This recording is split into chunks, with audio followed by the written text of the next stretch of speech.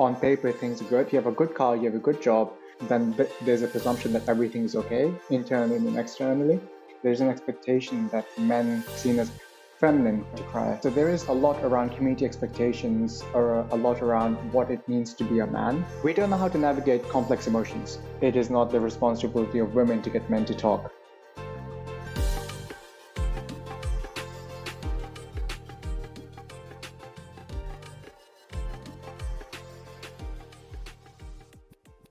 Hi, welcome to Changing Suits. My name's Bal. And my name's Taj. On this week's episode, we decided that we wanted to take a slightly different route. Now, as you know, Changing Suits really caters for the whole of the South Asian community, but what ends up happening is a lot of our subjects and a lot of the work that we do ends up attracting a lot of women, which is fantastic. However, we want to see the other side of this, because this isn't just about things that influence us as women, because we are a community, we are part of a society. So we approached Taraki, which is a men's mental health support organisation. And today we've got Taimour Ahmed. So Taimour is a project lead on the men's peer support side of Taraki. So hi Taimour, how are you today? I'm good. How are you doing? Yeah, doing really well, thank you.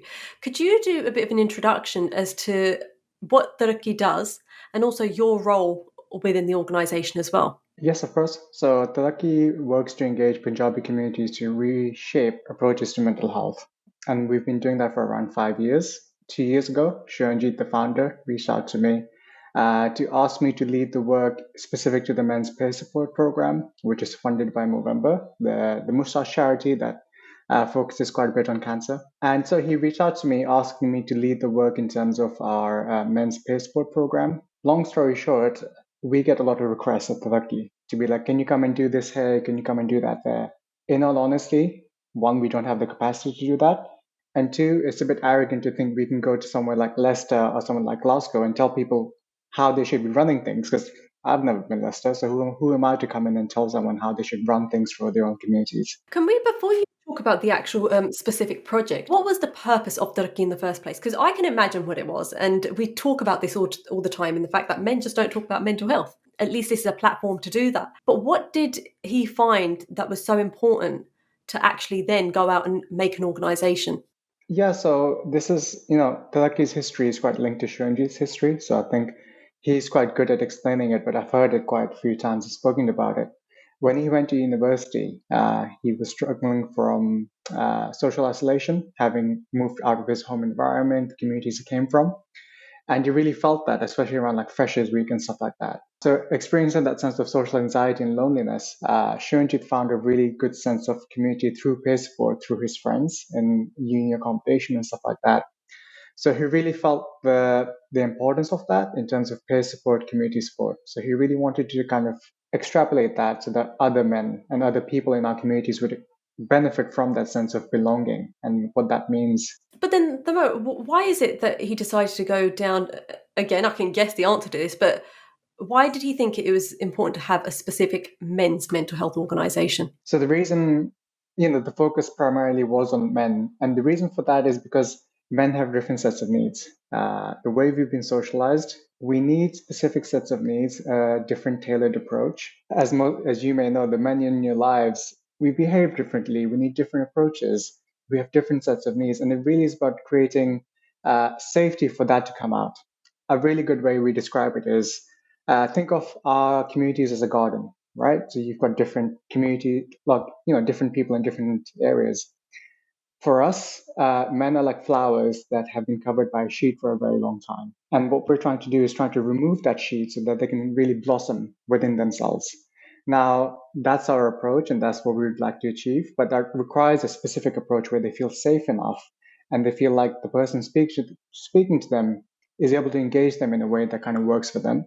So it's just about really honoring that for us. Because, men have different sets of needs. Why do you think in the South Asian community, particularly, do you think men find it so difficult to talk about their emotions? Yeah, so that's a really good question. And anytime I answer a question or respond to something, I'll try and use my lived experience, because I think, That would be amazing. Just to give you some background, I started off as a user for the Taraki men's spaces. So I started 4 years ago. because I was experiencing social isolation and loneliness. And came across Taraki, and they were hosting like in-person spaces in London Bridge at the time. So that was 5 minutes from my work. I decided to start going. And it really, I'm a very good example of someone who's gone through that Taraki process and come out on the other side and now is leading the work, which is quite something I'm proud of. But for me, when it comes to our communities and wider society, there's an expectation that men, us men, we can't necessarily feel a lot of our emotions because it's almost beaten out of us. I can remember being back to 12, 13. I remember the last time that I was allowed to cry realistically, where I was given the space to cry. Beyond that, it was like seen as feminine for any boy to cry beyond that age. So there is, around a lot around community expectations or a lot around what it means to be a man. So it removes that safety for men to be able to kind of feel their emotions. And I feel like we just kind of like push them down and down and down, which is just so unhealthy for all of us, but then wider society.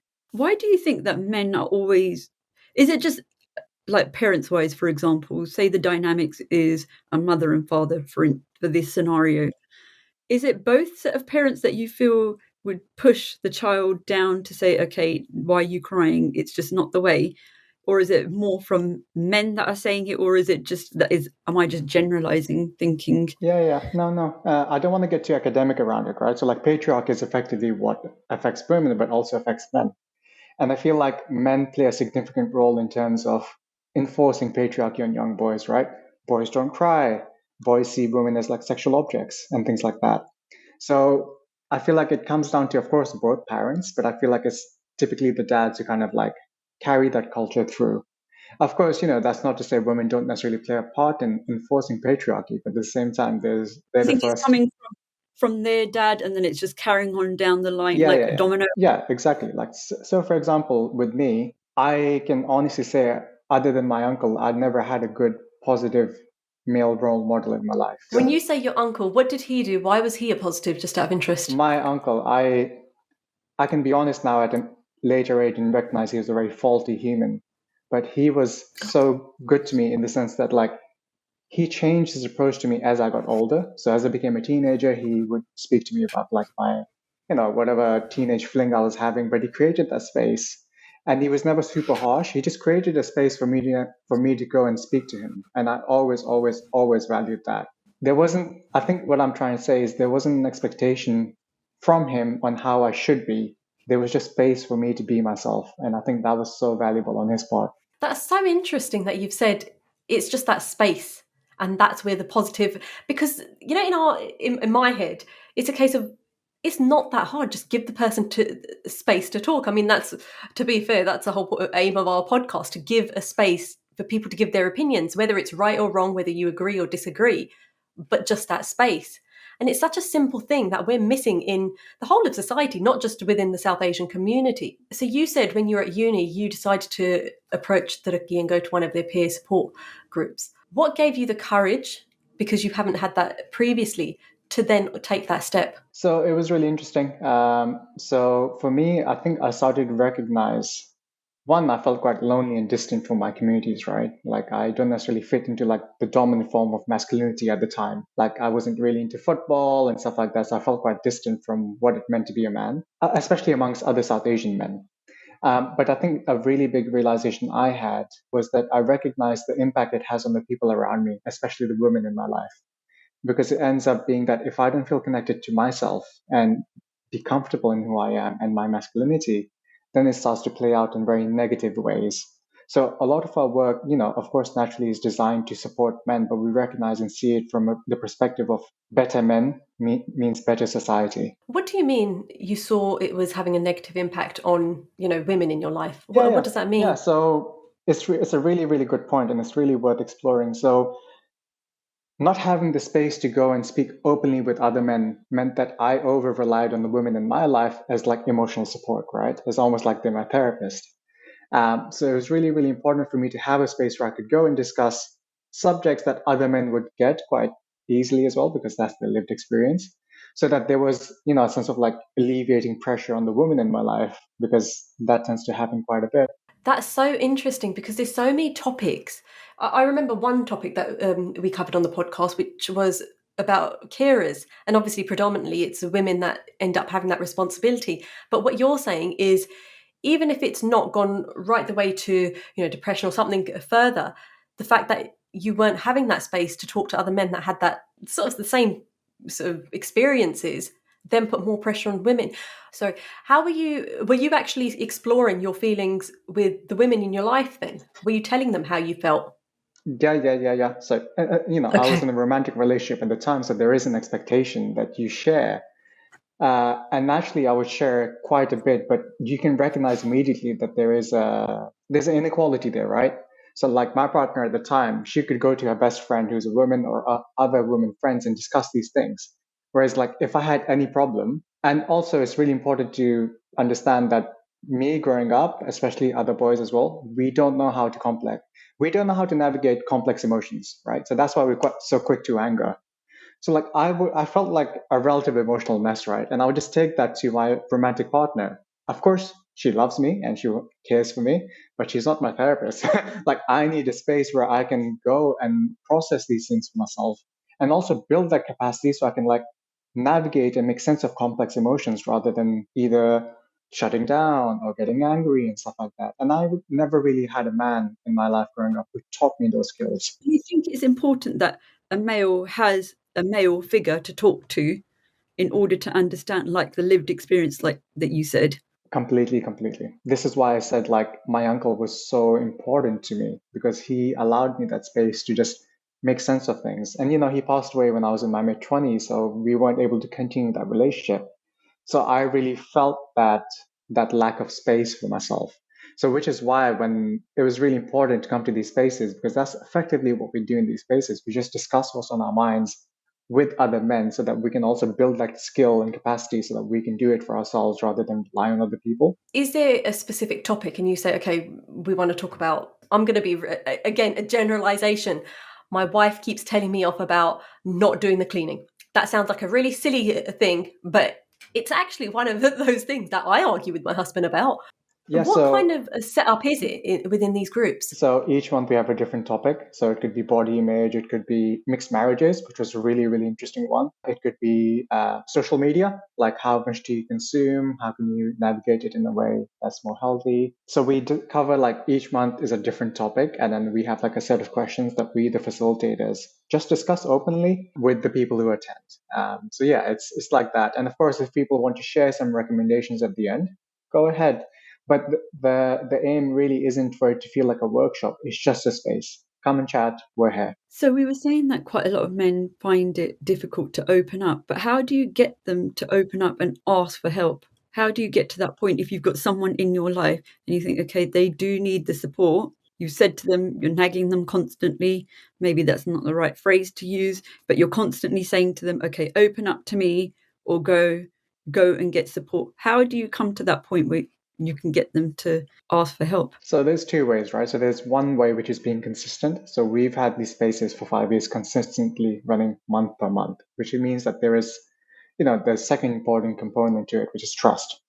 And once they come into the space, they can recognize immediately that there is a level of trust because you have familiar faces and people just there's a vibe that human beings can catch up on. But for me, what is really important is also leading by example, right? So like if I'm in a space which I facilitate for Taraki, or if I do stuff like this, if you see Shiranjit, who's the founder, if you see someone like me who's been quite open about our emotional and vulnerable lives, then you can be like, okay, maybe this is someone I can trust possibly. So I think for me, it's really important by leading by example, but then also being consistent in that, right? And then so that ultimately there is a trust with us and the people who are coming to these spaces. But it is hard work. Like it's not easy to get men to open up, but when they do, yeah, they'll talk for like 3 hours. I mean, we're seeing quite a lot of, and there has been quite a lot of cases where there's young men that have committed suicide and gone into depression. Why do you think the rates are so bad at the moment? Or is it because we're just noticing it more? I think, What is going on? yeah, I think we're noticing it more. I think there's more of an emphasis on suicide rates, which is quite important and which is leading to good conversations around why is it that young men and men in general are dying of suicide, right? Which is very much linked to social isolation and loneliness. I agree. I think it is being noticed more, but generally the pattern is men tend to have higher suicide rates, which is really sad because it shows you there's so many different points at which they were let down, whether it's within their communities, whether it's by the mainstream health services. Where is it that things need to be done more correctly or are more tailored for men so that they then end up in that position? I just want to bring in why we decided to talk to the founder of Taraki. There was a case that really struck me, and Taj is going to know which one it is. And I knew a person. I'm not going to go into the details, but the case was very serious. As Taj has alluded to, it goes right the way to suicide, and there are high rates because it seems people aren't getting the help, and it's at that breaking point where there is no return.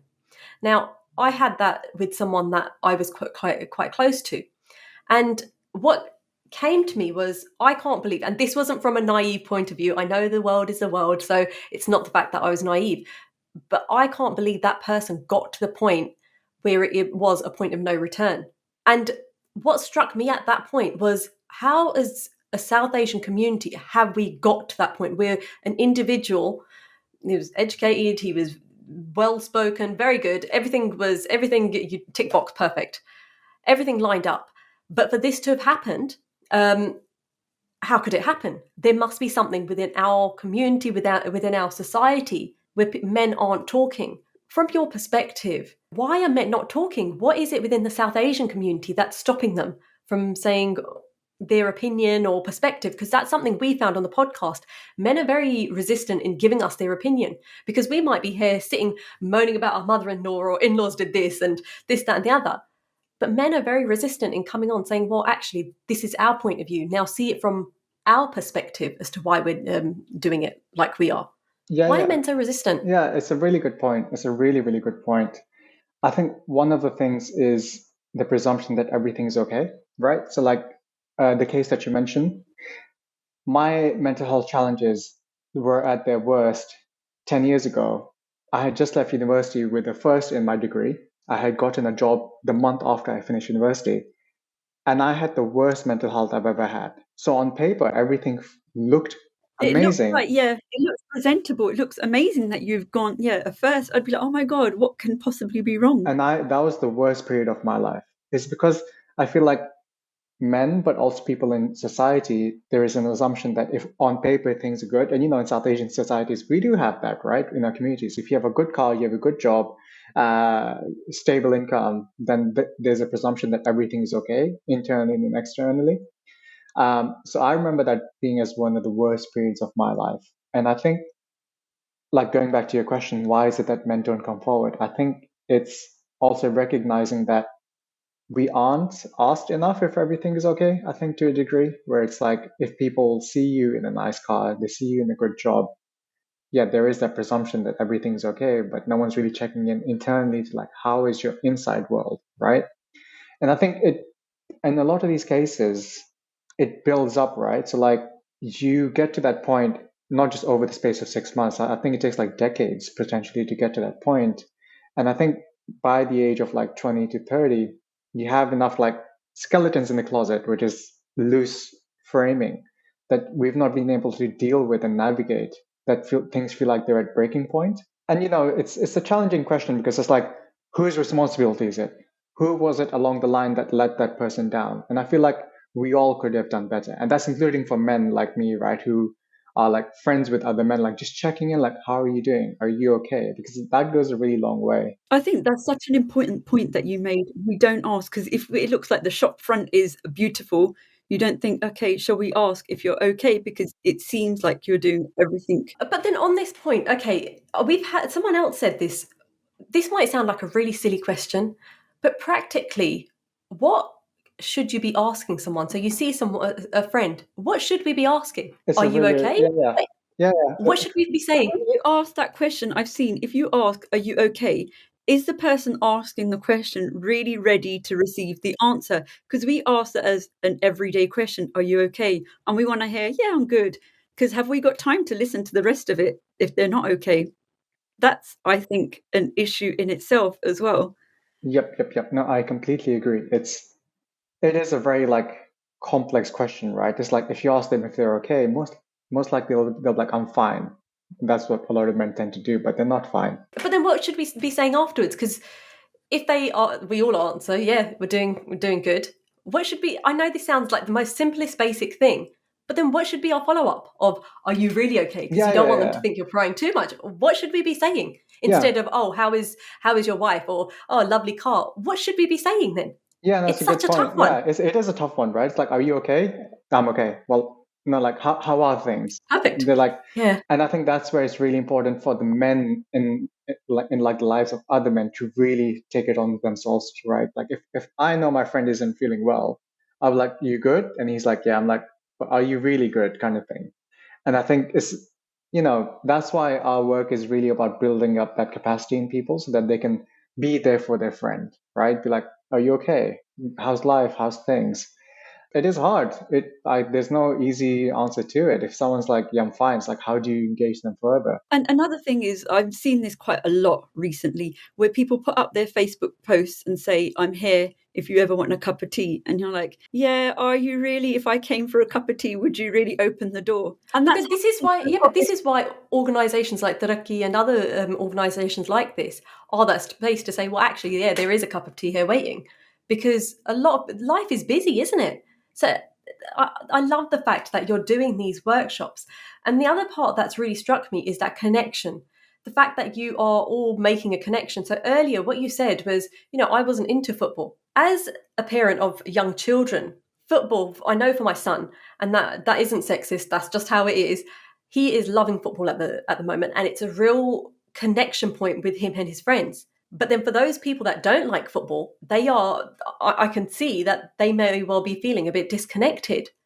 What can we do from a young age for those children where perhaps they're trying to find a connection with other boys or girls or whoever to make them feel included and not have that social isolation then? That's a really, really good question. So for me, football, boxing, a lot of that falls into like dominant forms of masculinity. So like, what's a man's man, right? But what about the men who don't fall within that spectrum? Like, there's parts of me, I love football, but then I love doing things that aren't considered masculine, which is like journaling. Like, I love journaling, right? So for me, it's really about creating, like, introducing or like, putting forward ideas of masculinity that aren't dominant or like traditional. So like being quite open about the fact that, some guys like journaling, some guys like, I don't know, yeah, sewing or like things that you wouldn't necessarily think is a man's man thing. And so that's why it's really important to have those like that visibility across different like forms of masculinity, because it is a spectrum. Just because we focus on this much doesn't mean that there is this much in the world that exist. So it's just about appreciating, but also like putting forward those non-traditional forms of masculinity so that boys can be like, okay, I like sewing. I didn't know that it's a thing that guys did, but this guy does it, and that's kind of cool. It's like introducing them to, for example, someone famous that cooks or something like that, and say, oh, there's a man that cooks, it's okay to do. Or even taking them to groups where there's men that cook. So you're in that environment, because we make our world so small, don't we? And we think, okay, everything has to happen, for example, in a group. Whereas if we go and find a group like Taraki, you can connect with people that are similar to you. That's a very, very good point, right? So like, I moved in with my ex-partner when I was around 25, and I come from a South Asian household. So I had no skills in terms of looking after the house, cooking. When I moved in, she was like, you have That's to learn quite to common, cook. isn't it? Yeah. She was like, you have to learn how to cook because otherwise this relationship won't work.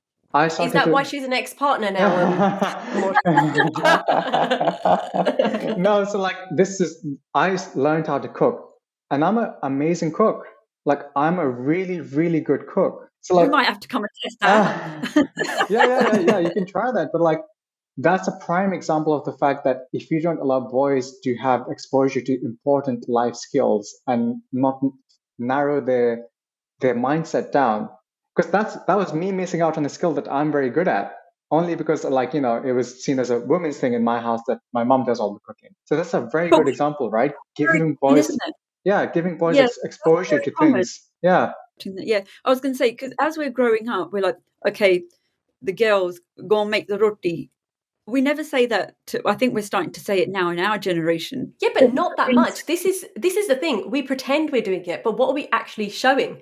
Because let's be fair, even in my household, yes, my husband does cook when he feels like it, when he wants to be inventive. However, it is falling on me. So that is essentially what the kids are seeing. And it's very hard. Yes, we all know that there should be a 50-50 men and women in the kitchen.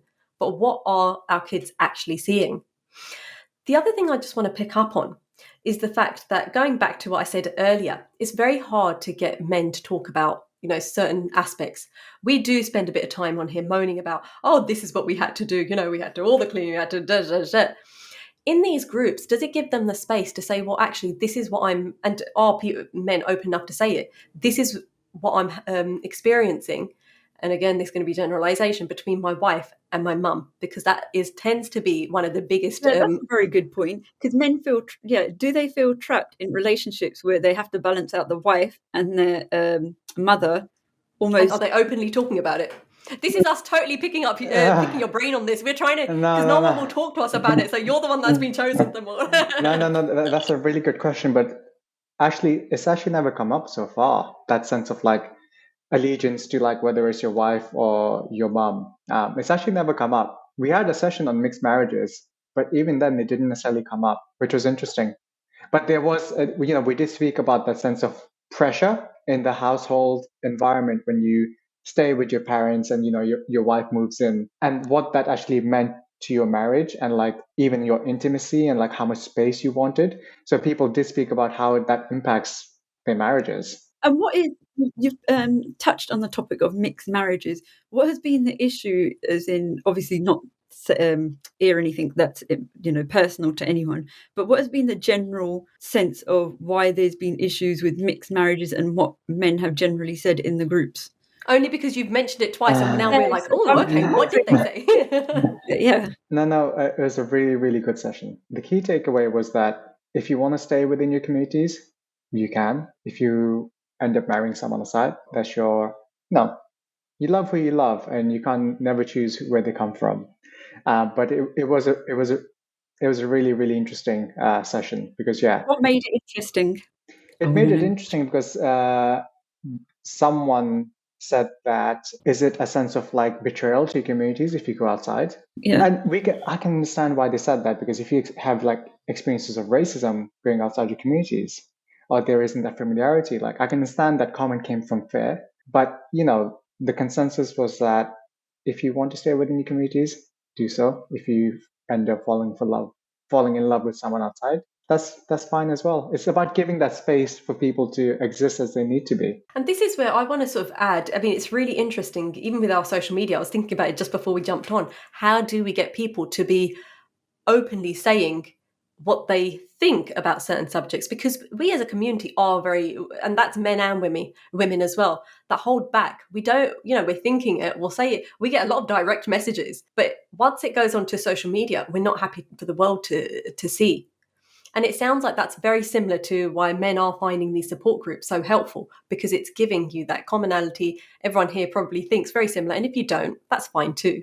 But it's just the space where we can actually say what we think. And it's so important that we do have that. It's the stigma. It's the fear. Like I know there's some things, and this is coming from someone like me who does public engagement stuff. There's some things I would say behind closed doors that I would not say in public, because it's the consequence, right? It's the consequence on your family's name. It's the consequence on your parents' image in the masjid or in the gurdwara or in the temple. Like you don't want necessarily have that consequence on other people, because word does spread and that it does get out. And I think that as a communities for us is a really big challenge. Like it really is. Can I ask a bit more in depth, and then I'm going to go to a bit of advice, I guess, because I think this is I want to make it practical for everyone that's listening.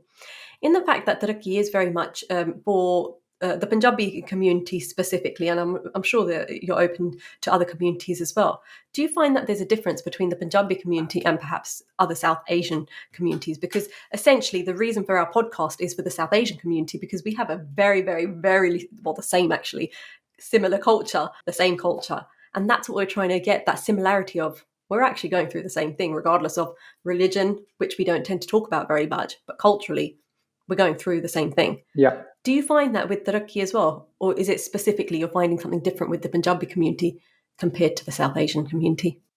there are a lot of parallels in terms of how we experience things because uh, to a racist person, a brown person is a brown person. They don't care Yep. if the Sindhi, Fair enough. Punjabi, whatever the case may be. So there are a lot of parallels, which means that we do open up our spaces to someone who doesn't identify as Punjabi because very, very similar backgrounds, like very similar experiences, especially in the West, right? Because we've all been clumped together.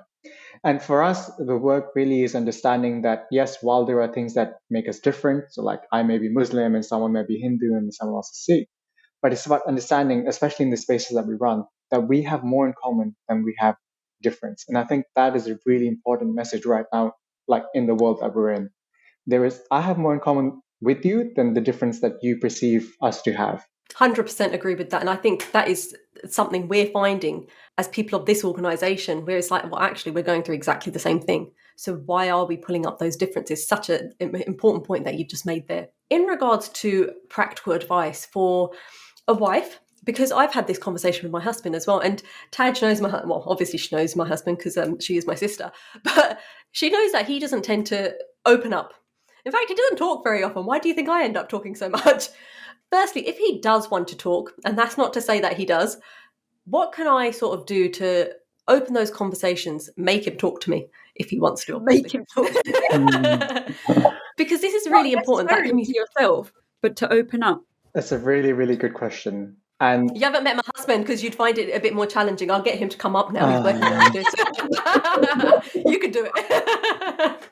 No, go for it, yeah, then, no, boy. that's a really good question, right? And I don't think I have an answer for that. I honestly don't, because I don't want it to be your responsibility that you have to get him to open up, because ultimately you're both individual people. But at the same time, I think maybe, you care about people and you want to look after people. I think signposting is probably the best thing you can do. If you're feeling a specific way, hey, there's a local therapist that you could work with, or if you don't feel comfortable with a therapist, Taraki or other groups that have like free peer support spaces, maybe you should try that. If you don't feel comfortable talking to me, then you could signpost, because understandably people have their own journeys and stuff like that. But I think at the same time, it's really worth emphasizing that it is not the responsibility of women to get men to talk. I think that's very important that you've said that, because sometimes when someone, for example, I'm going back to suicide, but if someone commits suicide, the people left behind feel responsible, like they haven't done enough. Again, you can help someone, you can signpost and you can get them help. And sometimes it's just the way it is, and it's meant to be that way, no matter how much you try to support the person. And it can be difficult as the people left behind to understand it's not your fault. It's understanding your scope as well, right? Like I know what my scope is. Okay, I'm a guy, so I can resonate with another guy. I'm a facilitator. Okay, cool, I can listen to you. But when it comes to actual like levels of harm to themselves or someone else, that is beyond my scope. That's when signposting becomes so important. Crisis, yeah. Yeah, and I think that's something that people need to be more mindful of, right? Like we all have a scope based on what skills we have. Like, yeah, you're a good friend, you go up to this, you're a facilitator, you go up to this, but there's only so much where then professional support is needed, whether that's seeing a psychiatrist or whether it's medication or you're going to your local GP. So I think I always tell people that, and naturally people do feel so like terrible if a friend is feeling a specific way, but it's like, some things are out of your control. You're not a That's registered GP. You don't know how to navigate these things. you can't push someone to get support. They have to be open to it, and that's what quite a lot of organisations say as well. If the person isn't open to it or ready for it, you can't push anyone to get that support. You can offer it and signpost, but you can't forcibly say, right, you go there, I'll Yeah. drive you down there, go and talk. Yeah. But unfortunately, I mean, I've had conversations like this with people where I think where we are financially as a country has made it really tough because, and I hate to say it on this podcast because this is something that you could probably say once I've pressed stop, but hey, we're going to say it anyway. It's a broken system. So unless we catch these cases early, it's really tough getting people to get the support. And this is why we really wanted to talk to you. We as the South Asian community need to start having these conversations, being more open before it gets to a point where people think people have mental health problems and then it gets further. Because surely having spaces like Taraki or having spaces where you just, even if it's social media or direct messaging, however it is, It's so important that we're listening to what each other are saying and different perspectives, because then it also changes our perspective as women as well, to understand that. Yep. It's also understanding that we exist within a context, right? In an ideal world, Taraki shouldn't exist because mainstream services would be able to give culturally competent services to Punjabi and South Asian communities. So our dream one day is to just not exist. Taraki shouldn't be realistically. 100%. Yeah. And that's, and we do hope in the future, we love Taraki, so it's not getting rid of Taraki, or organizations like Changing Suits, but there is a long way to go. And unfortunately, we're only at the start of that journey. Yeah. Taimour, as we come to the end of this podcast, if someone is identifying that their loved one is having problems or does need that extra support, whether it's at the start of the problem or towards the middle of that journey, what advice would you give them? What should they be doing? I think going back to what I said around signposting, if they're at the start of the journey and they're experiencing social isolation, you can be like, hey, I saw that Taraki is running a space, or I know another organization is running a space. Why don't you go and attend that and, engage with the other men?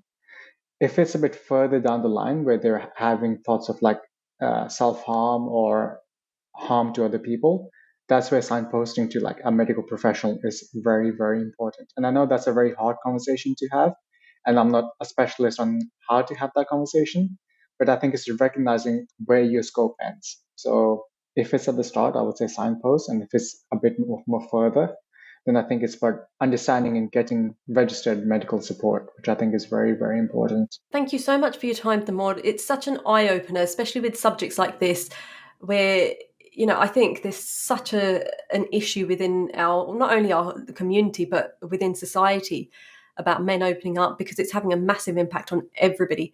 So the work that Taraki and yourself are doing is so important, especially at a time like this. Thank you for joining us today. Thank you for having me. That's goodbye from me. Goodbye from me. Follow us on Instagram and Facebook, changing_suits, and subscribe so you never miss an episode.